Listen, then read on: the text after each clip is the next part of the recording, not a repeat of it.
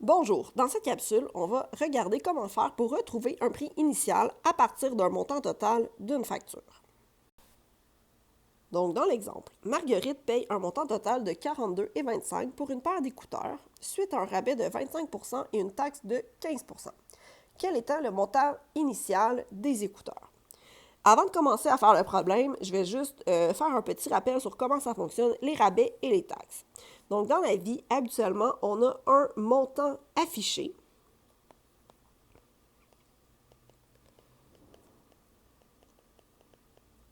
Si jamais il y a un rabais, on va soustraire le rabais et ça va donner un sous-total. Sur le sous-total, on va ajouter une taxe et ça va donner le montant final. Donc ça, c'est comment ça se passe habituellement. Là, quand on regarde ce problème, ce qu'on constate, c'est que c'est le contraire qui se produit. Ce qu'on nous donne pour commencer, c'est le montant final. Donc, ce qu'on va devoir faire, c'est faire le chemin à l'envers. Donc, dans un premier temps, je vais vouloir enlever la taxe et ça va me permettre de trouver la valeur du sous-total. Puis, une fois que j'aurai cette information-là, bien, je peux aller la reporter ici et je vais être capable de revenir à mon montant affiché. Donc, on va regarder tout ça. Donc, dans un premier temps, on va devoir gérer la taxe puisque c'est la dernière chose qui a été ajoutée au montant final. Donc, lorsque je parle du 42,25, c'est le montant avec taxe. Et si le montant est avec taxe et que la taxe était de 15 ça veut dire que ça équivaut à 115 du prix avant la taxe. Donc, ma première étape, ça va être le pourcentage avec la taxe. Donc, on sait que le prix sans taxe, c'est 100 auquel j'ai ajouté la taxe de 15 donc 115 Par la suite, je vais être capable d'aller trouver le montant sans taxe. Donc, pour trouver mon montant sans taxe, bien, j'ai des pourcentages et j'ai de l'argent. Donc, on a 115 qui est équivalent à 42,25. Nous, on cherche le montant sans taxe, donc 100 Quelle est sa valeur? Donc, ici, si je le désire, je peux utiliser le produit croisé. Si j'utilise le produit croisé, je vais donc avoir dans un premier temps 115 fois la valeur inconnue x, qui est égale à 100 fois 42,25. Donc, 115 fois x, qui est égal à 4225. Je vais continuer tout juste à côté. Comme je cherche la valeur de x et qu'elle est multipliée par 115, ce que je vais faire, c'est que je vais faire 4225 divisé par 115. Et à ce moment-là, ça me permet de trouver une valeur approximative, donc environ 36,74 $. Je vais garder 2 décimales puisque c'est de l'argent. Donc, ce montant-là, c'est le montant sans taxe. Et si on se souvient bien, ce qu'on a fait donc au tout début, c'était de dire dans un premier temps, je vais enlever la taxe, qui devient mon sous-total.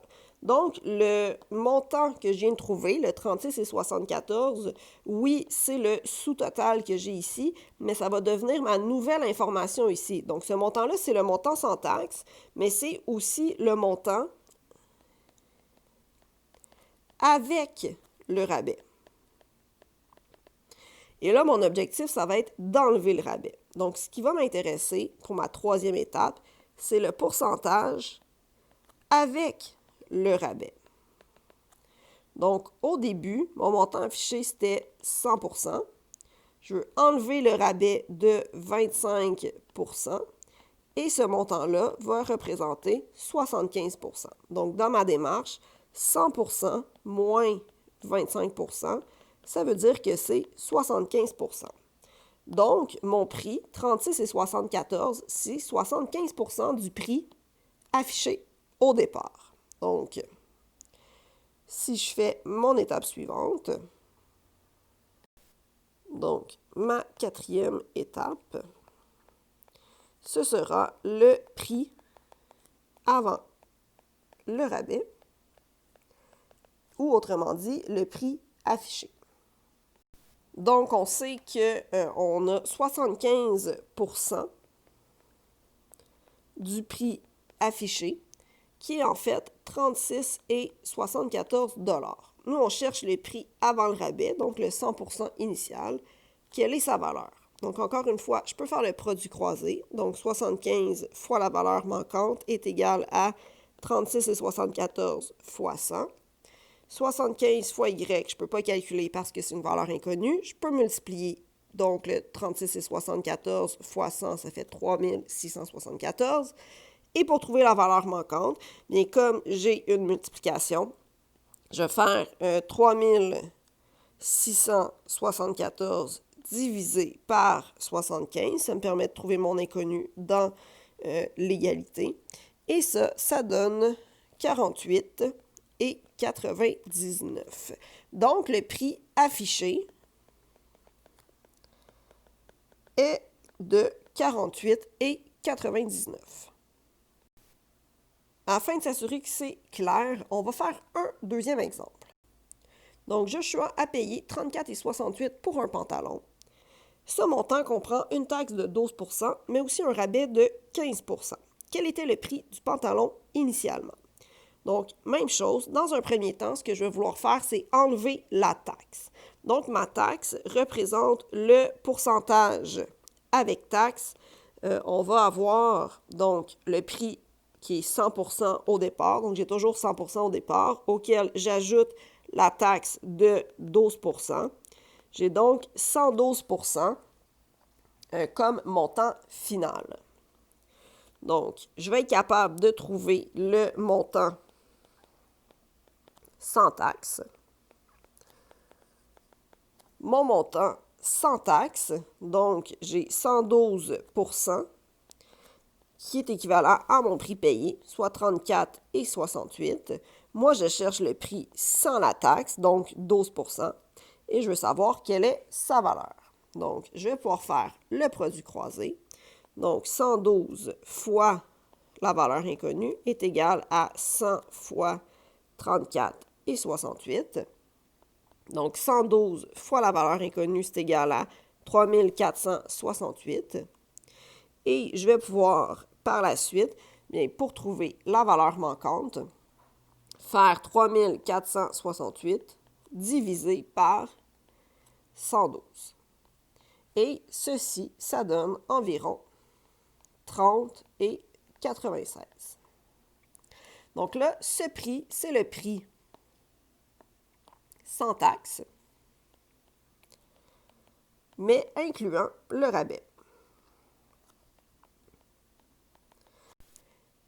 Donc, le 30,96, qui était l'équivalent du 100% dans cette première partie, va devenir le pourcentage incluant le rabais dans la deuxième partie.